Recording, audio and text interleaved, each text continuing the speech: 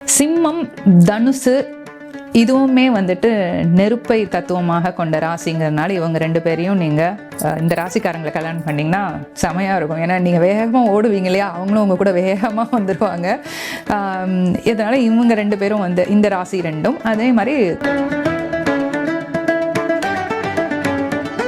இந்த ரெண்டு ராசியும் கொஞ்சம் ஜாக்கிரதையாக பாருங்க. வேற வழியே இல்லைங்க, இது நாங்கள் எங்களுக்கு கிடச்சிருக்கு. எல்லா மொத்த 12 ராசியில் இவ்வளோ வந்து ப்ரையாரிட்டியை வைக்க சொல்லிட்டீங்க. ஆனால் வந்துட்டு இந்த ரெண்டு தான் எங்களுக்கு எப்போ பார்த்தாலும் வந்துட்டே இருக்கு அப்படின்னா ரெட் ஜாஸ்பர் அப்படின்னு இருக்க ஒரு கிறிஸ்டல், அதை வாங்கிக்கோங்க. அதை நீங்கள் பிரேஸ்லெட்டாக போட்டுக்கலாம், மோதிரமாக போட்டுக்கலாம், மாலையாக போட்டுக்கலாம். ஆனால் வந்து மறக்காமல் கிளென்ஸ் பண்ணணும். அதையும் நான் எப்படின்னு சொல்லிடுறேன். ஆனால் இந்த ரெட் ஜாஸ்பர் அப்படிங்கிறது என்ன பண்ணணும் அப்படின்னா, என்னோட கணவர் தான் மேஷ ராசி, நான் வந்து வேற ராசி, நீங்கள் சேரக்கூடாதுன்னு சொன்ன ஒரு ராசியில நான் இருக்கேன். ஆனால் அவருக்கு வந்து நம்பிக்கை இல்லை, பயன்படுத்த மாட்டார் அப்படின்னு சொன்னீங்க அப்படின்னா வீட்டில் வச்சிருங்க. அது அப்பப்போ நீங்கள் எனர்ஜைஸ் பண்ணுங்க. அதுவே வந்து ஒரு நல்ல மாற்றத்தை கொடுக்கும். எதுவுமே இல்லாத ஒரு இடத்துல ஏதோ ஒரு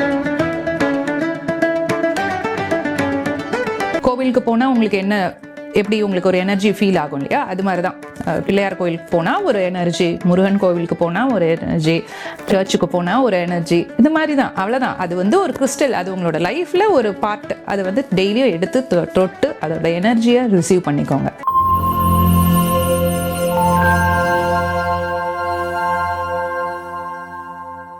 காஸ்மோ வியூ நேயர்கள் அனைவருக்கும் வணக்கம். இன்றைய நிகழ்ச்சியில tarot card reader healer Rekha Thiyagarajan நம்ம கூட இணைந்திருக்காங்க. இன்னைக்கு நிகழ்ச்சியில மேஷம் முதல் மீனம் வரை 12 ராசிக்காரர்களும் எந்த ராசிக்காரர்களை திருமணம் பண்ணலாம், எந்த ராசிக்காரர்களை திருமணம் பண்ணக்கூடாது அப்படின்றத பத்தி மேடம் கிட்ட கேட்டு தெரிஞ்சுக்கலாம். வணக்கம் மேம். வணக்கம். நட்பவி யோகிராம் சுரத்குமார். எப்படி இருக்கீங்க மேம்? ரொம்ப சிறப்பா இருக்கேம்மா, தேங்க்யூ. நீங்க எப்படி இருக்கீங்க? சூப்பரா இருக்கேன் மேம்.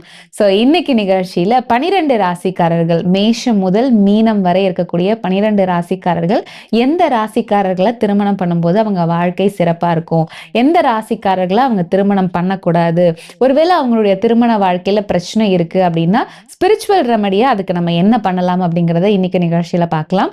ஸோ முதல் ராசியான மேஷ ராசியில பிறந்தவங்க எந்த ராசிக்காரர்களை திருமணம் பண்ணலாம்? ஸோ இதை பார்க்கறதுக்கு முன்னாடி மேஷ ராசிக்காரர்களுடைய திருமண வாழ்க்கை எப்படி இருக்கும்ன்றது சொல்லுங்க மேம்.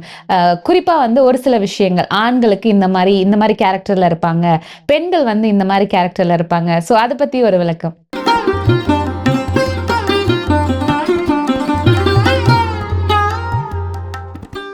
மேஷ ராசி நேயர்கள் வீடியோ பார்த்துட்டு இருக்கீங்க அப்படின்னா கமெண்ட் செக்ஷனில் செவ்வாய் அப்படின்னு டைப் பண்ணிட்டு வாங்க. நெருப்பை தத்துவமாக கொண்ட இந்த ராசி செவ்வாய் ஆதிக்கம் கொண்டவர் இல்லையா. அப்போ இவங்க வந்துட்டு ரொம்ப வேகமா இருப்பாங்க, தைரியமா இருப்பாங்க. அப்போ இவங்க எதிர்பார்க்கறது என்ன, துணைவியாக இருக்கட்டும், எந்த துணையாக இருக்கட்டும், ஆண்களாக இருந்தாலும் சரி, பெண்களாக இருந்தாலும் சரி, நான் தைரியமா எந்த முடிவை எடுத்தாலும் ஓகே அப்படின்னு சொல்லணும் அப்படின்னு தான் எதிர்பார்ப்பாங்க ஆப்போசிட் பார்ட்டிகிட்ட இருந்து. வேகமா இருக்கிறதுனால டைமுக்கு கரெக்டாக ஒரு ட்ரெயினில் போகிறேன், ஒரு இடத்துக்கு ட்ரெயினை போய் பிடிக்கணும் அப்படின்னு வச்சுக்கோங்களேன், கரெக்ட் டைமுக்கு அங்கே இருக்கணும். அதனால நான் வேகமாக போவேன். அது ஸ்லோவாக வந்துட்டு நான் உங்களோட ஒய்ஃபோ வந்து அல்லது கணவரோ வந்துட்டு ஸ்லோவாக எல்லாம் ரெடி ஆகிட்டு இருக்காங்கன்னா அங்கே ஒரு பெரிய பஞ்சாயத்து தான் வீட்டில். அதனால இந்த மாதிரி தான் இவங்களோட எதிர்பார்ப்புகள் இருக்கும். மனைவிக்கு ரொம்ப சப்போர்ட்டிவாக இருப்பாங்க, ரொம்ப வந்து சப்போர்ட் பண்ணுவாங்க, அவங்கள வந்து ரொம்ப அப்ரிஷியேட் பண்ணுவாங்க ஆண்கள். இதுவே மனைவியும் வந்துட்டு பார்த்தீங்க அப்படின்னா நம்ம கணவர் நல்லா நம்மக்கிட்ட புரிஞ்சு நடந்துக்கிறாங்க, அதனால அதற்கு ஏற்ற மாதிரி நாமளும் நடந்துக்கணும் அப்படிங்கிற குணாதிசயங்கள் திருமண வாழ்க்கையில மேஷராசிக்கு நிச்சயமாக உண்டு. ஓகே. ஸோ மேஷ ராசியை பொறுத்த வரைக்கும் இந்த ராசிக்காரர்களை நீங்க திருமணம் பண்ணீங்க அப்படின்னா உங்க வாழ்க்கை அப்படியே வந்து எப்பவுமே வந்து டூர் போன மாதிரி ஜாலியாவே இருக்கும் அப்படின்னா அதுக்கு பொருத்தமான ராசி என்னெல்லாம் இருக்குமா? சிம்மம், தனுசு இதுவுமே வந்துட்டு நெருப்பை தத்துவமாக கொண்ட ராசிங்கிறதுனால இவங்க ரெண்டு பேரையும் நீங்கள் இந்த ராசிக்காரங்களை கல்யாணம் பண்ணிங்கன்னா செமையாக இருக்கும். ஏன்னா நீங்கள் வேகமாக ஓடுவீங்க இல்லையா, அவங்களும் உங்கள் கூட வேகமாக வந்துடுவாங்க. இதனால் இவங்க ரெண்டு பேரும் வந்து இந்த ராசி ரெண்டும் அதே மாதிரி துலாமும் வந்து இவங்க நிச்சயமாக வந்து மேட்ச் பண்ணலாம். ஏன்னா ஆப்போசிட் இவங்க செய்யறதுக்கு எல்லாத்துக்கும் ஆப்போசிட்டாக இந்த ராசி வந்து இயங்கிறதுனால வந்துட்டு இதுவும் நல்லா இருக்கும். அதனால் இந்த 3 ராசியும் வந்து பர்ஃபெக்ட் மேட்சிங்காக வந்து ஒரு பேசிக்காக நீங்கள் பார்க்கும்போது இந்த 3 ராசியை நீங்கள் எடுத்துக்கலாம். ஓகே, ஸோ இந்த 3 ராசியுமே எங்களுக்கு கிடைக்கல மேடம். அடுத்ததா ஏதாவது ஓரளவுக்கு எங்களுக்கு மேட்ச் ஆகுற மாதிரியான ராசிகள் ஏதாவது இருந்தா சொல்லுங்க. ஓரளவுக்கு லைஃப் எங்களுக்கு ஸ்மூத்தாவே போயிடும், எந்த பெரிய பிரச்சனைகள் வராது, அப்படி ஏதாவது ராசிகள் இருக்காமா மேஷத்துக்கு? மிதுனம், கும்பம் இந்த 2 ராசியும் அவங்க வந்து எடுத்துக்கலாம் செகண்ட் ப்ரியாரிட்டியாக. நான் என்ன சொல்வேன் அப்படின்னா, இதெல்லாம் வந்து ஒரு பேசிக் செக்குக்கு நீங்கள் பண்ணுங்கும்போது இனிஷியலாக ஒரு ஜாதகம் பார்த்து மேட்ச் பண்ணுறீங்க, நீங்களே வீட்டில் பார்க்குறீங்க அப்படின்னா அதுக்கு இது பேசிக்காக நீங்கள் வச்சுக்கலாம். ஆனால் இதையும் தாண்டி சில நிறைய விஷயங்கள் நீங்கள் ஜாதகம் பார்த்து பொருத்தம் பார்க்கும்போது பார்க்கணும். இன்னும் அடுத்த விஷயமோ அடுத்த லெவலாக பார்க்கும்போது என்ன பண்ணுவாங்க அப்படின்னா, நட்சத்திரங்கள் உங்களோட ஸ்டார்ஸ் எப்படி இருக்குது அப்படின்னு பார்ப்பாங்க. அதனால இதை வந்து ஒரு பேசிக் இன்ஃபர்மேஷனாக நீங்கள் வச்சுக்கோங்க. ஓகே, ஸோ அடுத்ததா வந்து இந்த ராசிக்காரங்கள் இருந்தாங்க அப்படின்னா மேஷ ராசியை வந்து தள்ளியே வச்சிருங்க, வேண்டவே வேண்டாம். ஸோ அந்த மாதிரி வந்து தவிர்க்க வேண்டிய ராசி மேஷத்துக்கு அப்படின்னா என்னென்ன ராசிகள்? தவிர்க்கணும் அப்படின்னு சொல்றதை விட இது வந்து கொஞ்சம் ஜாக்கிரதையா இருக்கலாம்.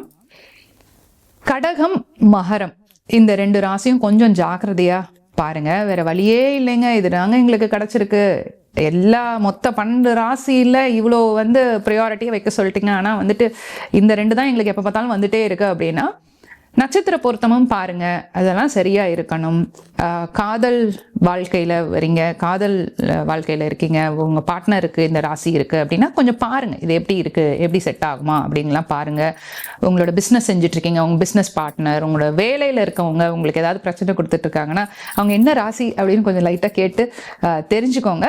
சப்போஸ் அவங்க இந்த ராசியாக இருக்காங்க, நீங்க மேஷ ராசியா இருந்து அவங்க இந்த 2 ராசியா இருக்காங்க, அல்லது நீங்க வந்து கடகமா இருந்து அவங்க மேஷ ராசியா இருக்காங்கன்னா கொஞ்சம் பார்த்து பழகிக்கோங்க, அவ்வளவுதான். ஸோ இந்த மாதிரி இப்போ மேஷ ராசிக்காரர்களுக்கு எந்த ராசியெல்லாம் ஒத்து போகும் அப்படின்றத நம்ம பார்த்தோம். ஸோ இப்போ ஆல்ரெடி வந்து நாங்க வேற ராசியில நீங்க பண்ணக்கூடாதுன்னு சொன்ன ராசியில திருமணம் பண்ணிட்டோம், இல்லை நீங்க சொன்ன ராசிலேயே நாங்க திருமணம் பண்ணி கூட எங்களுக்கு முதல்ல இருந்த அளவுக்கு வந்து ஃபேமிலி பாண்டிங் இல்லை, அந்த பழைய கனெக்ட் இல்லை, லவ் இல்லை, எப்போ பார்த்தாலும் எங்களுக்கு ஃபேமிலியில பிரச்சனை இருந்துட்டே இருக்கு அப்படின்றவங்களுக்கு வந்து ஸ்பிரிச்சுவல் ரெமெடி ஏதாவது இருந்தா சொல்லுங்க.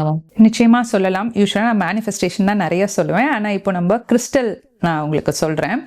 ரெட் ஜாஸ்பர் அப்படின்னு இருக்க ஒரு கிறிஸ்டல், அதை வாங்கிக்கோங்க. அதை நீங்கள் பிரேஸ்லெட்டாக போட்டுக்கலாம், மோதிரமாக போட்டுக்கலாம், மாலையாக போட்டுக்கலாம்.